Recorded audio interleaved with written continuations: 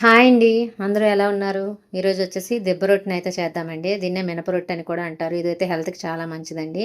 ముందుగా అయితే మినప రుబ్బునైతే గ్రైండ్ చేసి పెట్టుకోవాలి. దానికోసం పోపయితే పెట్టుకోవాలండి. కడాయి పెట్టుకొని ఆయిల్ వేసుకొని హీట్ అయిన తర్వాత ఆవాలు, జీలకర్ర, చిన్న చిన్న పచ్చిమిరపకాయ ముక్కలు, అల్లం, కరివేపాకు, కొంచెం ఇంగువ వేసుకొని ఈ విధంగా అయితే వేపుకోవాలండి. దాన్నయితే రుబ్బులో వేసుకొని సరిపడా సాల్ట్ అయితే వేసుకొని కలిపి పక్కన పెట్టుకోవాలండి.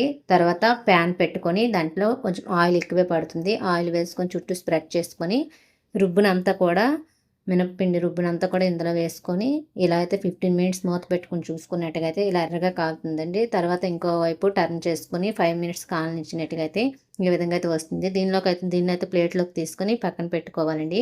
దీనికోసం కాంబినేషన్ అయితే చట్నీ అండి. చట్నీ కోసం వచ్చేసి ఇలాగా ఆయిల్ వేసుకొని ఆవాలు, జీలకర్ర, వేపిన పప్పు, పచ్చిమిరపకాయలు, కరివేపాకు, అల్లం, కొబ్బరి ముక్కలు వేసుకొని ఈ విధంగా అయితే ఫ్రై చేసుకోవాలండి. ఫ్రై చేసుకొని కొంచెం చింతపండు కూడా వేసుకొని మొత్తం కలుపుకొని పక్కన పెట్టుకొని చల్లారిన తర్వాత మిక్సీ చేసుకోవాలండి. ఈ విధంగా అయితే చట్నీ చేసుకొని దానికైతే పోపు పెట్టేసుకోవాలండి. పోపు కోసం అయితే ఆవాలు, జీలకర్ర, ఎండుమిరపకాయలు, మినపగుళ్ళు, కరివేపాకు వేసుకొని ఈ విధంగా అయితే పోపు పెట్టుకున్నట్టుగా అయితే టేస్టీ చట్నీ అయితే రెడీ అయిపోతుందండి. దీన్నొచ్చేసి మనం చట్నీతో కానీ లేదంటే హనీతో కానీ పిల్లలకైతే హనీతో పెట్టినట్టుగా అయితే ఇష్టంగా తింటారండి.